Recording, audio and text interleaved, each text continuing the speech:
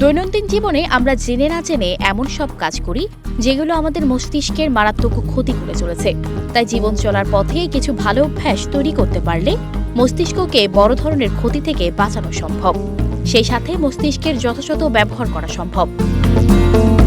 যুক্তরাষ্ট্রের premier neurology and wellness সেন্টারের তথ্য অনুযায়ী মানুষের মস্তিষ্কের সবচেয়ে বেশি ক্ষতি হয় অপর্যাপ্ত ঘুমের কারণে।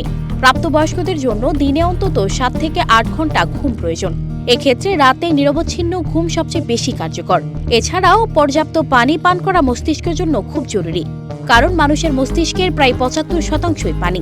তাই মস্তিষ্ককে ভালোভাবে কাজ করানোর জন্য একে আর্দ্র রাখা খুব জরুরি, কারণ পর্যাপ্ত পানির অভাবে মস্তিষ্কের টিস্যু সংকুচিত হয়ে যায় এবং কোষগুলো ধীরে ধীরে তার কার্যক্ষমতা হারাতে থাকে।